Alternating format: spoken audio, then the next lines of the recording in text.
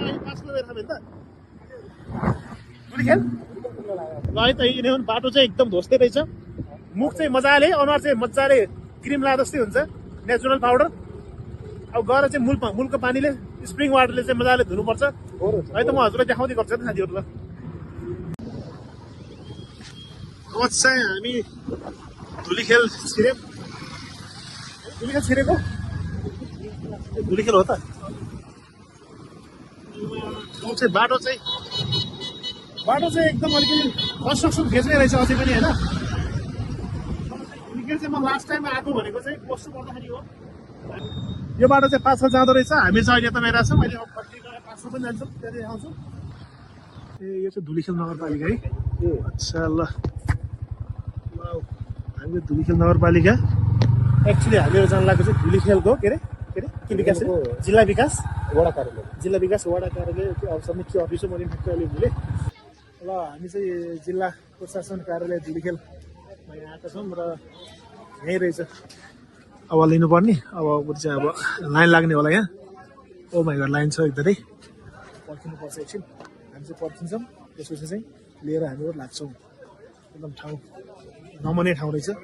कुल छ आनन्द छ शान्त छ एकदम साथीहरू कस्तो राम्रो हिमाल देखेको थिएँ कुन हिमाल हो त्यो गौरीसेलको धुलो चाहिँ अति छ यो बाटोमा है धुलीखेल आउने बाटो पनि वाउ धुलीखेलको त ढुङ्गा छ ढुङ्गा त्यो ढुङ्गा भएको कहाँनिर हो कता माथि पार्कमा हो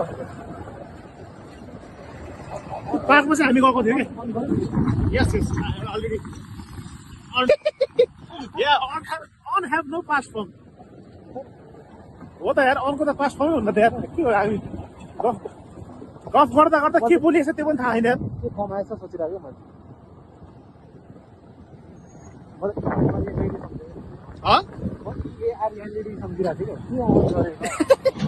ए इएआरएनइडी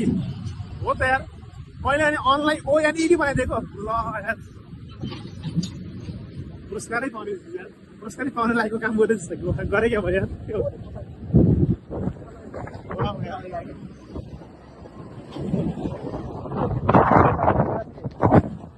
ओके हामी चाहिँ बाटोमा छौँ अब म बिच देखाउँछु तपाईँहरूलाई होइन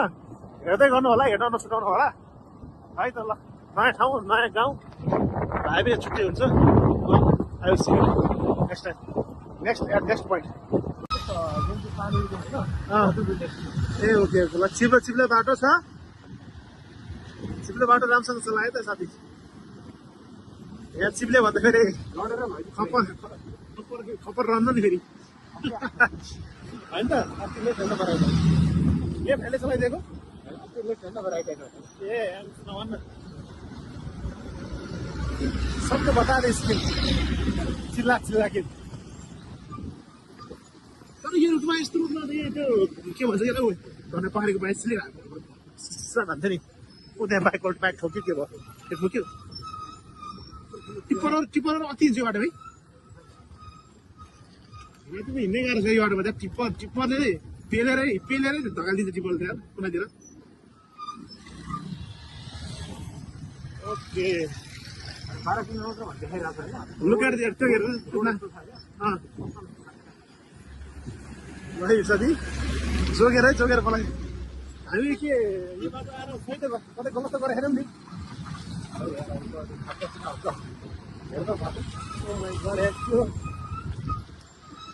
लेने के देनै पर्यो भने त कडा खतम हुन्छ फेरि बाटो अलिकति मात्र यस्तो होला चिप्लो हो बिस्तारै पहिलेदेखि यस्तै हो अस्ति यहाँ खाइरहेको बढ्ने बेलामा चाहिँ अलिकति बिस्तारै पर्छ अरे अस्ति यहाँ कहिले पहिरहेको थियो नि पहिरो आएको सबै ठाउँमा पानी धेरै पऱ्यो त पहिलो कि बाढी आएको थियो कुन त्यो के अरे त्यो के भन्छ त्यो हाम्रो त्यो शङ्खमुलको त्यो खोला थियो नि त्यो खोला पुरेको बेला यस्तो डाँडामा घर छ हेर त ओके अहिले चाहिँ हामी यो हिलो बाटो चाहिँ पछ्याउँदै हिलो बाटो बल्ल सकाएर आइयो। अब हामी चाहिँ एकदम राम्रो बिच बाटोमा छौँ अहिले। अब 15 मिनटमा चाहिँ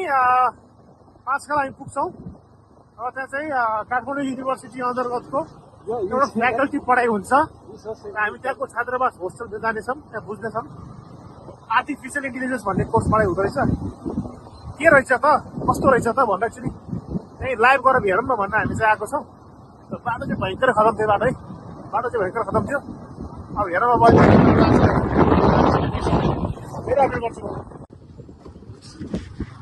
बाटो चाहिँ बहुतै खतराले भरेको छ। यो चाहिँ रोडिसमा भन्दा कम रहन्छ। यो बाटो यहाँ एकमा हिँड्यो भने त जहाँ पनि पुगिन्छ होला। 3-4 चोटि त भगवानको नाम लिनुपर्छ यो बाटोमा।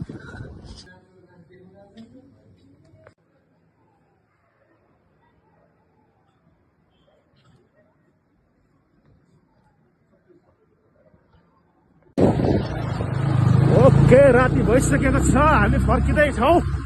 ल हामी चाहिँ अब 5 खालबाट चाहिँ हामी धुलीखेल आयौँ। धुलीखेल चाहिँ हामी चाहिँ अब यहाँ धुलीखेल हामी चाहिँ यहाँ छिर्यौँ। अब धुलीखेलको बाटो एकदम डस्ट छ है, बहुत डस्ट छ।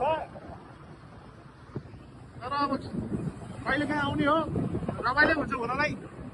तर धुलो चाहिँ अलिकति खानुपर्छ, त्यसले तयार हुनुपर्छ धुलो खानलाई।